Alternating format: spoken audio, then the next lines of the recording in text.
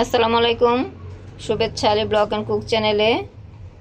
সাবুদানার dessert তৈরি করবো, এই জন্য 4 টেবিল চামচ সাবুদানা নিয়েছি। বিট নিয়েছি ছুলে, তারপর এটাকে ব্লেন্ডারে ব্লেন্ড করে নিয়েছি। জুসটা বের করে ছেঁকে নিয়েছি। এটা ঘন আর একটা নিয়েছি পাতলা, 2 রকম নিয়েছি। ফার্স্টে ব্লেন্ড করেছি, একটু ঘন বেশি গাঢ় রং হয়েছে, তারপর একটা হালকা রং হয়েছে। 2 ভাবে করে নেবেন।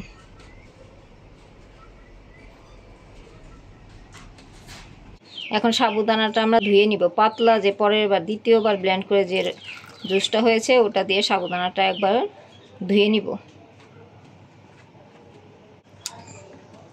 এবার হাত দিয়ে একটু কষলিয়ে নিতে হবে। এখন ছেঁকে যে পানিটা ফেলে দিব, বাটিতে নিয়ে নিচ্ছে। হাত দিয়ে ছেঁকে নিয়ে নিতে হবে।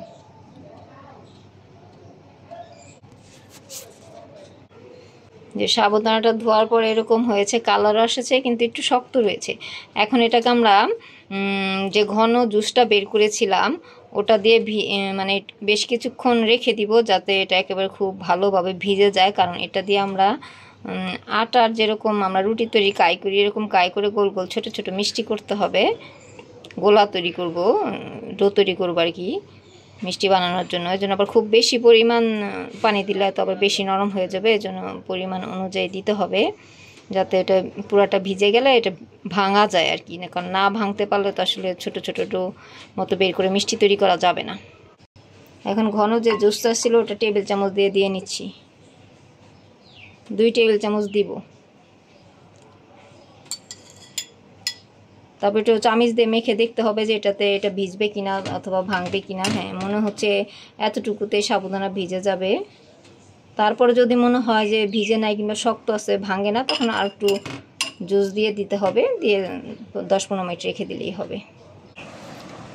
সাবুটা 20 মিনিটের মতো ভিজিয়ে রেখেছিলাম। মাঝে মাঝে চামিচ দিয়ে একটু মাখিয়ে দিয়েছে, যাতে বাকি পানিগুলো সাবুর সাথে ভালোভাবে সোক হতে পারে, ভিজে যায় কিংবা টানে সাবুগুলি পানিকে। এখন এখানে চিনি দিব আর লবণ দিয়ে আবার হাতে মাখিয়ে নিতে হবে। 1 টেবিল চামচ চিনি নিয়েছি আর 1 চিমটি লবণ নিব। নিয়ে এটাকে ভালো করে মেখে নিব, যতক্ষণ না গোল গোল মিষ্টির মতো করা যায়। চিনি এবং লবণ দিয়ে ভালো করে মেখে নিয়েছি। যদি আপনাদের মনে হয় যে মাখা হয়নি, একটু ব্লেন্ডারে দিয়ে নিন। হাতে একটু ঘি মাখিয়ে নিয়েছি, যাতে ছোট ছোট করতে সুবিধা হয়। অল্প পরিমাণ নিয়ে এরকম ছোট ছোট গোল গোল বলের মতো করে নিচ্ছি।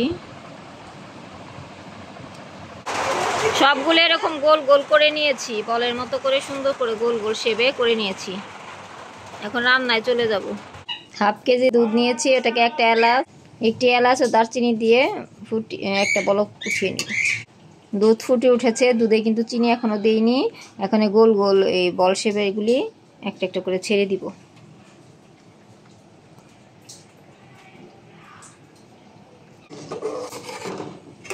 জাল কমিয়ে বলগুলি ছাড়তে হবে। বল দেওয়া হয়ে গেলে তারপর চামচ দিয়ে নাড়া দিতে হবে, না হলে একটি আরেকটির সঙ্গে লেগে যাবে।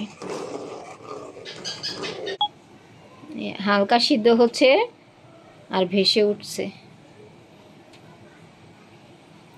বিট না থাকলে ফুড কালারও দিতে পারেন। 6-7 মিনিটের মতো ফুটিয়ে নিয়েছে। আমার সবগুলো ভেসে উঠেছে মানে এগুলি সিদ্ধ হয়েছে। এখন চিনি দিব 1 টেবিল চামচ। আমরা মিষ্টি কম খাই, মিষ্টি যে যেমন খান তেমন দিয়ে নেবেন। 12-13টার মতো কিশমিশ ধুয়ে নিয়েছি পরিষ্কার করে, এখন দিয়ে দিব।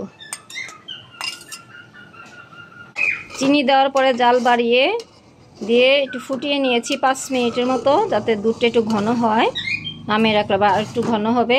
এখন আমাদের ডেজার্ট রেডি হয়ে গেছে, সার্ভ করে নিব। সুন্দর সর পড়ে গিয়েছে, এখন বাটিতে করে নিয়ে নিব। সার্ভ করে নিয়েছি, রেডি আমাদের সাবুর ডেজার্ট। যে যেমন কালার দিয়ে করতে পারেন, ফুড কালার দিলেও হবে। সবাই করে খাবেন, আমাদের সাথে থাকবেন। লাইক, শেয়ার, সাবস্ক্রাইব করে আমাদের সাথে থাকবেন।